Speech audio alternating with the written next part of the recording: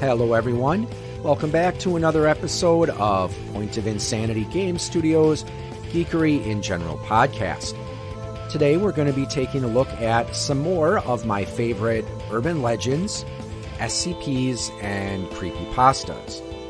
Before we begin though, just like to announce that my Kickstarter for Strange Things Afoot is live. So if you are listening to this between January 13th through February 13th, please consider going to Kickstarter, check out the project, and if you like what you see, please consider backing the project. I would certainly appreciate it.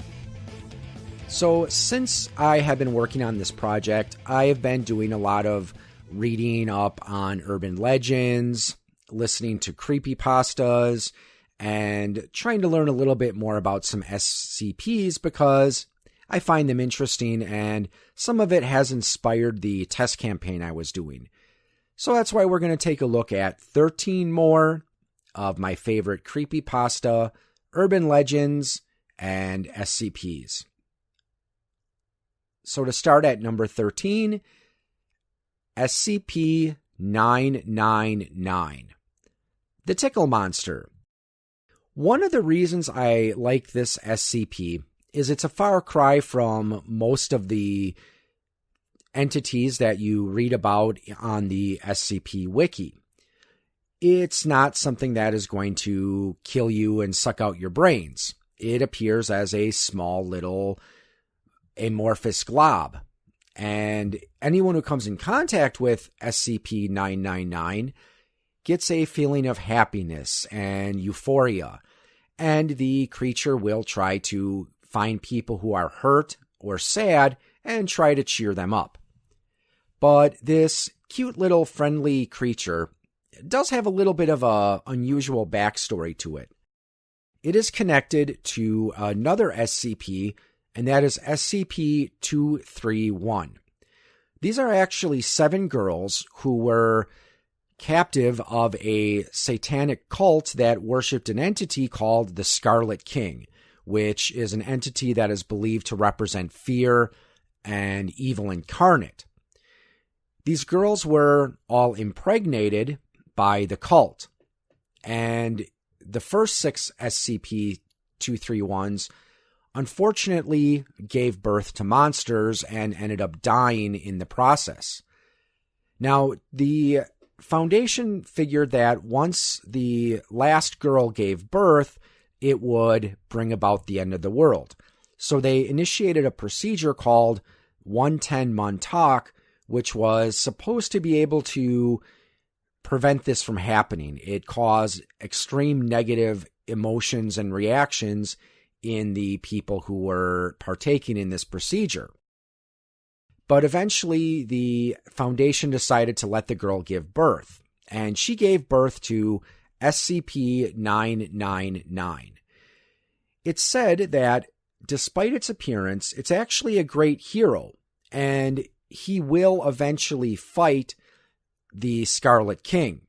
However, right now, he's still just a baby and needs time to mature.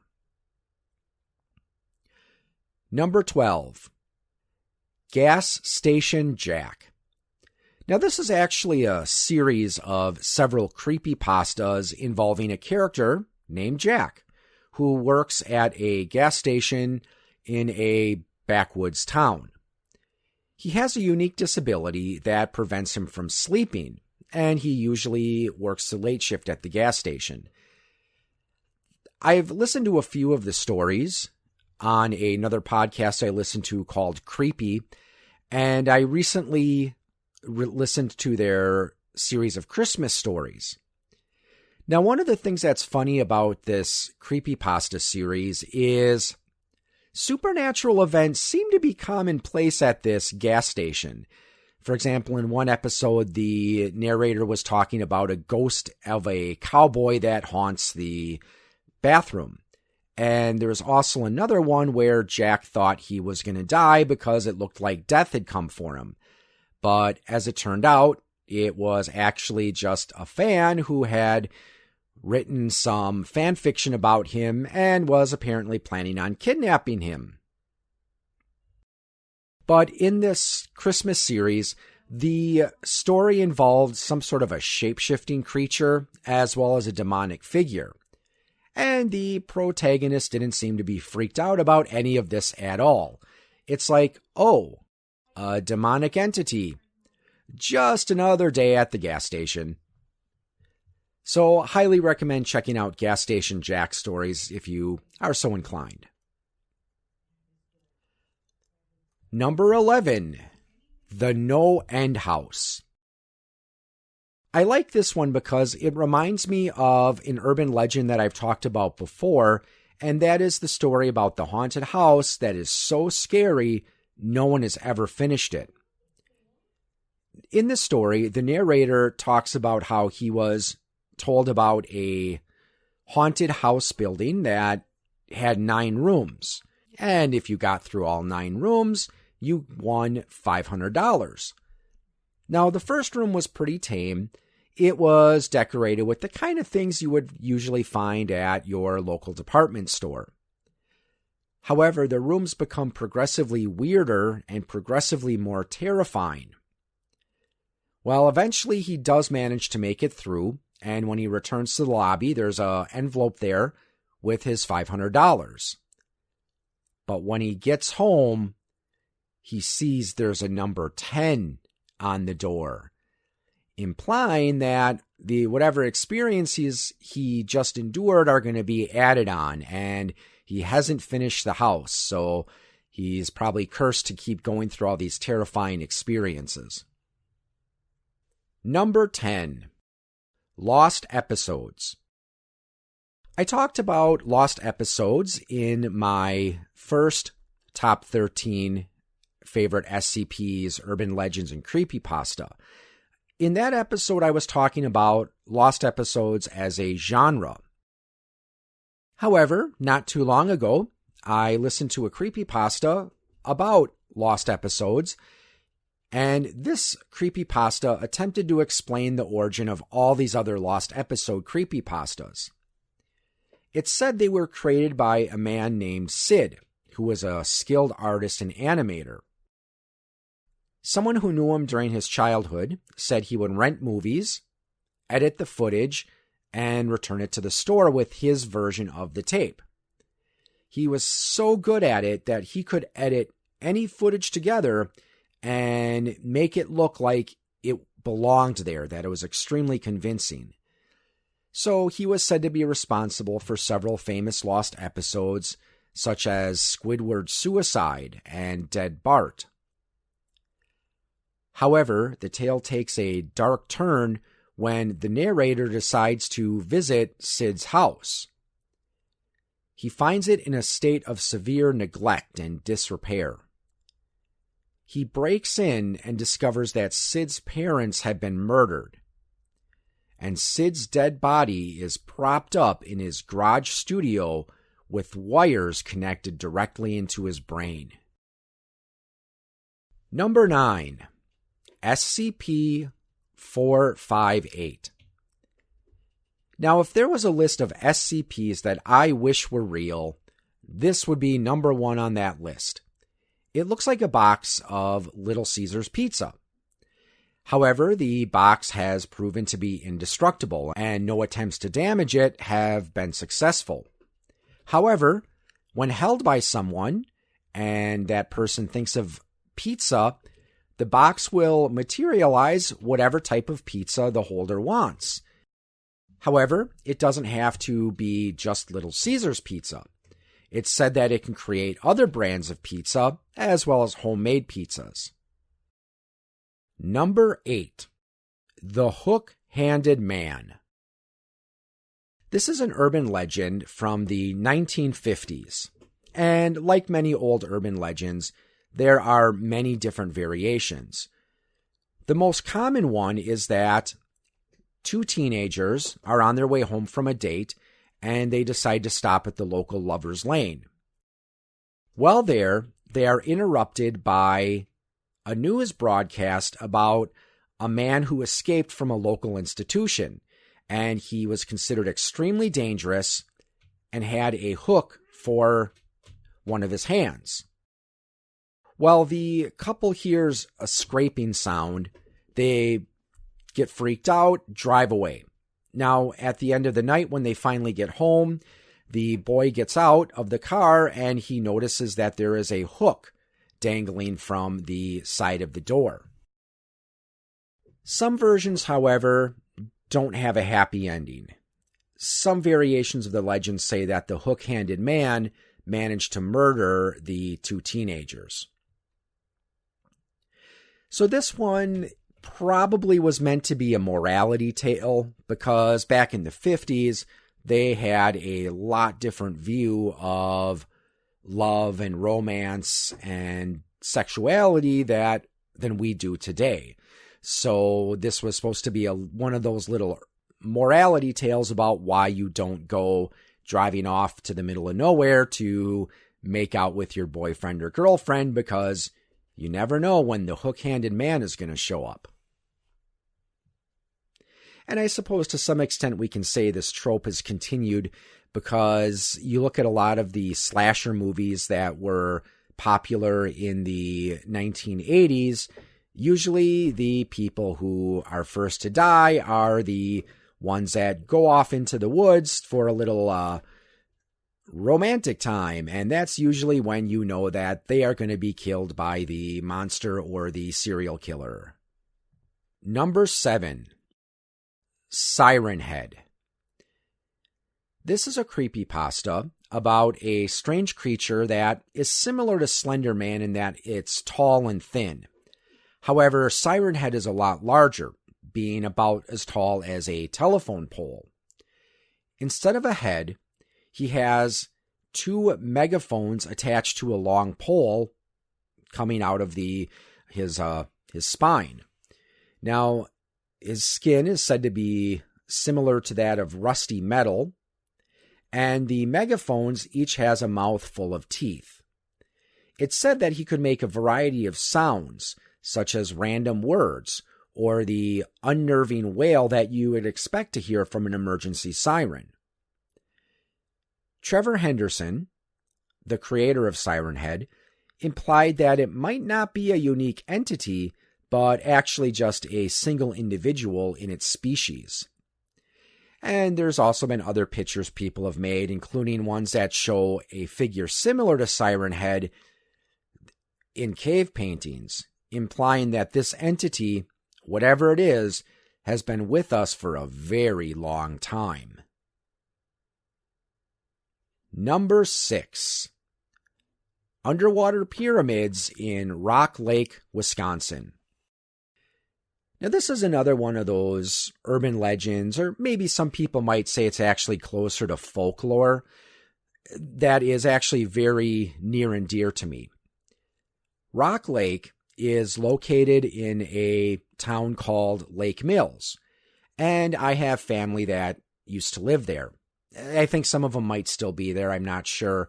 They're more like distant cousins that we haven't really seen in a while, but when I was a kid, we used to go out there and visit them. And my great aunt, she lived on the lake. And I remember her telling me a story about how there's believed to be pyramids under Rock Lake. Now, of course, there's a lot of different stories going around about these pyramids, some of which I'm not sure if they're true. Supposedly, the Native Americans who lived in the area were aware of them. And one theory is that they may have been built as altars when there was a drought, hoping that it would bring more rain. It's also said that when the levels were lower, that you could actually see the pyramids, and that the early European traders that went into the area were also aware of them. One of the more modern accounts says that if I'm not mistaken, it was around the 1920s, 1930s, there were a couple of duck hunters that were out on the lake. And since there was a particularly bad drought that year, the levels of the lake were much lower than usual. And when they were getting ready to row their boat away from their spot, they hit the pyramid with one of their oars. Now, the pyramids supposedly have been photographed from airplanes that have flown over the area. However, they haven't really been seen for a while because the lake is actually very murky with sediment and algae. Now, one of the theories about the pyramids at Rock Lake is that they may have been built by the same people who established another Native American settlement called Cahokia, which is in Illinois, not that far from St. Louis, Missouri. Now, there's also another theory that connects Cahokia to another place not far from Rock Lake, and that place is called Astalon State Park. Both Cahokia and Astalon have structures that look like step pyramids, and it is believed that there was also a wall that surrounded these ancient cities. Now, I'm not sure how big Astalon was believed to have been, but some archaeologists believe that Cahokia was about the same size as London was back during that time period. There's also a theory that Astalon may have been a trading post of Cahokia because archaeological excavations there have discovered artifacts made of copper that is unique to the Upper Peninsula of Michigan, as well as shells that are unique to the Gulf of Mexico. And as I recall, similar items were found in Cahokia, so that's why a lot of people believe that Astalon may have been an outpost for Cahokia. As far as I know, no one has claimed to see the pyramids recently. Like I said before, the waters there are very murky, which makes finding them extremely difficult. But it's still an interesting story, and like I said, very near and dear to me because it always takes me back to my childhood, just like that story about the haunted house that's too scary to finish. Number 5, 5 Years in Hell. This creepypasta tells the story of a woman whose life was going downhill. It starts with her making several major mistakes at her job, which leads to her getting fired. Eventually, her fiancé leaves her for her best friend, and she discovers that she can't find joy in anything. Eventually, she decides to kill herself by jumping off of a building, but when she hits the ground, she doesn't die, but instead ends up lying there for several days, and everyone just keeps walking by. No one bothers to help her. Things start to get more terrifying, and eventually she's chased by horrible creatures and is forced to hide. When she comes out of hiding, she sees zombie-like people walking towards a hole in the ground, and she tries to get away but finds that she's being pushed towards the hole by a fence. She feels an electric shock, and after this shock, she wakes up in the emergency room. The doctors tell her that she was in an accident and she had died and was dead for 5 seconds, but they managed to bring her back. But perhaps what's the most chilling part of this creepypasta is how it ends. The narrator's last words are that, "Be aware, if you find that your life is going very badly, you might actually be in hell." I also like how this story shows the realization of yourself being in hell as being a gradual process, because I think most of us are used to this idea where you die and then shortly after you find yourself wherever. But like I said, I just thought it was an interesting take how it shows the realization of being in hell as being a gradual process. Number 4, SCP-001.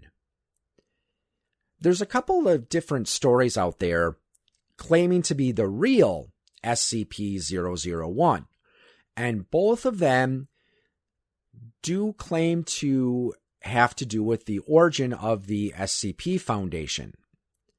The first version is called The Angel, And near the intersection of the Tigris and Euphrates rivers, it's said that there is supposed to be a large angelic figure holding a sword. And when anything gets too close to it, it gives that person a command that they find they cannot ignore. Usually it's simply forget, which means they walk away and forget where they were. However, if you get too close, the angel will strike you with the sword and totally obliterate you from existence. However, it was said that the founder of the SCP Foundation, when he discovered the angel, the word he was given was prepare, which is what caused him to form the SCP Foundation. The other SCP-001 is called the Factory.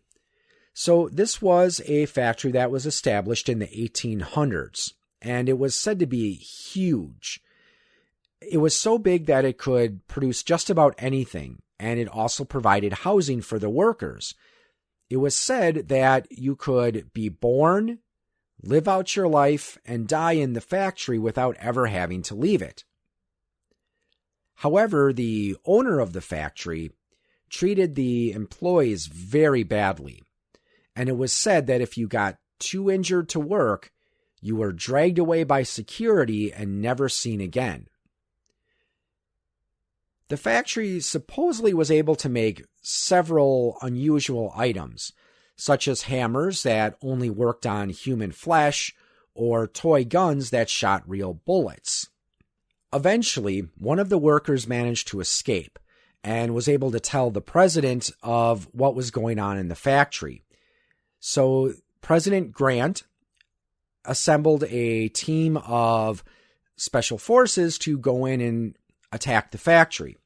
And during the battle, the owner of the factory was found, killed, hung, dismembered, and eventually burnt in a bonfire.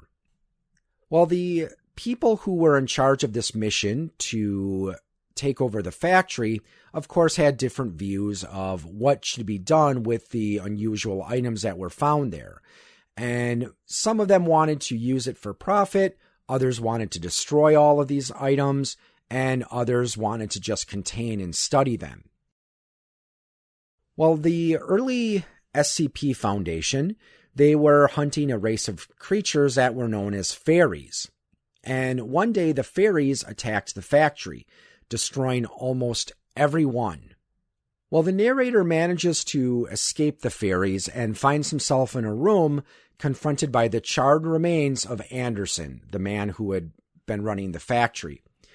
And he was told that every time one of these unusual items was used, it strengthened the thing, which we're not really sure what that was. So he made a deal with the entity in the factory that it would try to contain these special objects, and in exchange, the entity would make sure that the fairies were wiped from existence.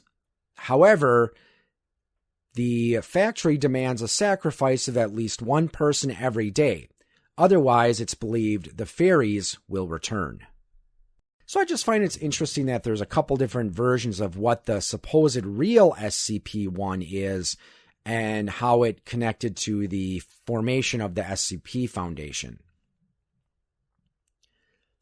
Number 3, the Dungeons & Dragons cartoon. I've already talked a bit about this when I did my episode on role-playing game Urban Legends with my friend Dan from the Radio Free Borderlands podcast.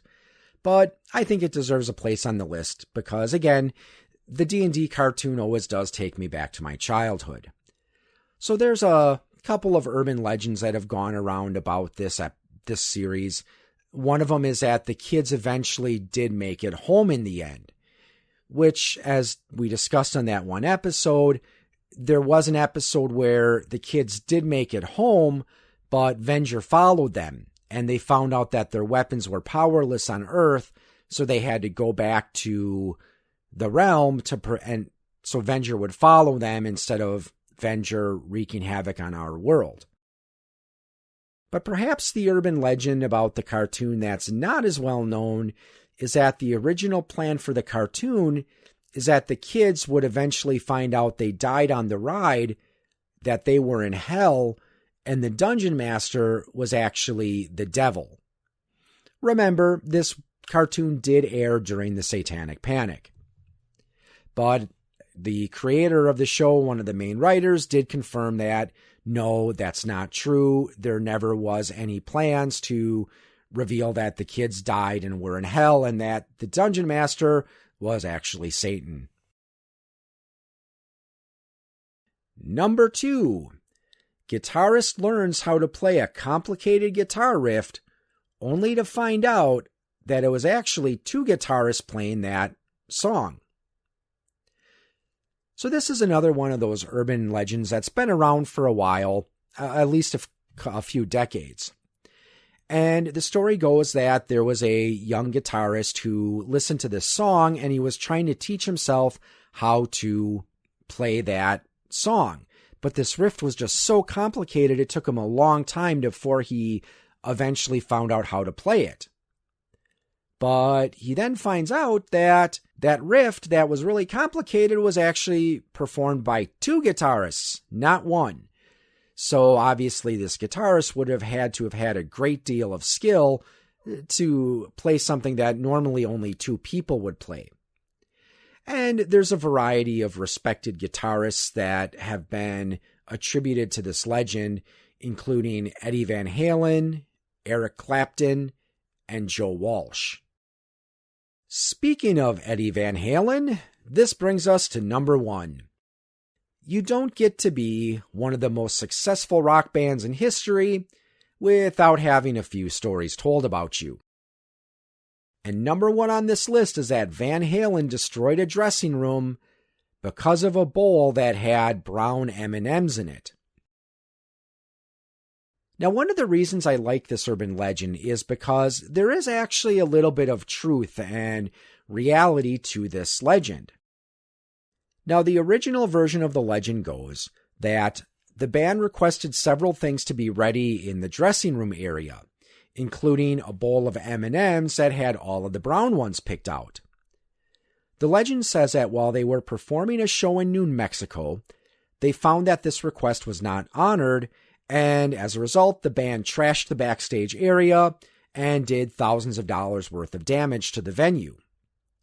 Now, the part about the brown M&Ms is actually true. David Lee Roth explained it in his biography. He verified that not only was this true, but there was actually a really good reason for it. Van Halen used a lot of equipment in their shows for the day. As David Lee Roth put it, back then, a rock band might only have 2 or 3 trailers worth of gear, whereas they had 18 trailers. So, since they had all this gear, there was a good chance that something was going to go wrong. So they needed a quick and easy way to make sure that the venue had read through and fully understood their waiver. Now, this included a lot of things that you would consider common sense. For example, the venue had to make sure that their doors were a certain size so the band could get their equipment into the performing area. Also, they had to make sure that their floor could withstand a certain amount of pounds of pressure per square inch, so it could support the weight of the stage. They also had to make sure that the electrical system was up to the specifications they needed. Otherwise, they would risk blowing a fuse, someone might get electrocuted, or in the worst case scenario, they could set the entire venue on fire. So in the middle of this section about all the technical specifications, they included a section about munchies, saying that the following things need to be in the backstage area. One of them was a bowl of M&Ms, no brown ones. And the reason they put that in there is because that way when they got to the backstage area, if they saw that there was a bowl of M&Ms and the brown ones weren't picked out, they could be reasonably certain that the venue did not read over the rider carefully enough, and they could possibly run into issues. Now here's where things start to get blended between reality and fiction. Now, according to David Lee Roth, they were performing a show at the University of Pueblo in Colorado. And when Roth saw that there were brown M&Ms in the dressing room, he did cause damage to the backstage area. Or as he put it, $12,000 worth of fun. However, the papers the next day said that the actual damage was over $80,000. However, most of the damage was not done by David Lee Roth or the band. As Roth explained, the people at the arena didn't read over the rider very carefully, and they didn't bother to make sure that the floor was strong enough to support the weight of the stage and all their equipment.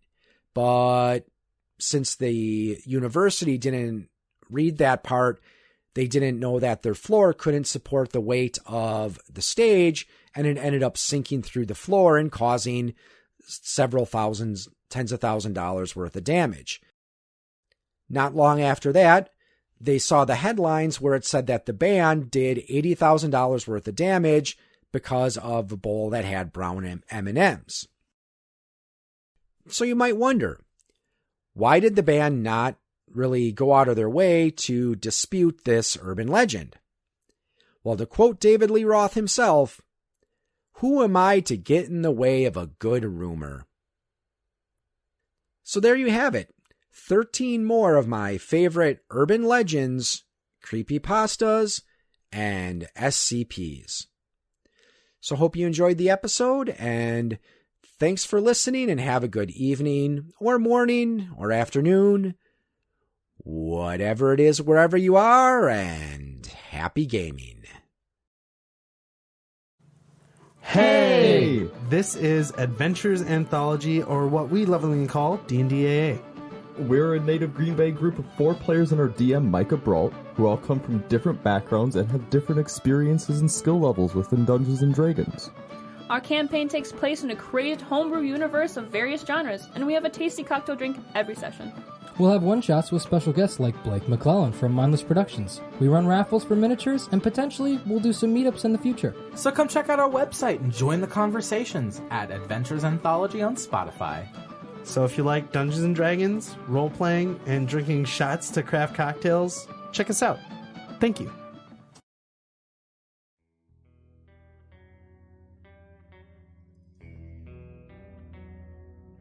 You have been listening to a program from the Point of Insanity Network. Visit us at poigamestudio.podbean.com for more shows. Follow us on Facebook and follow us on Twitter at POI Game Studio.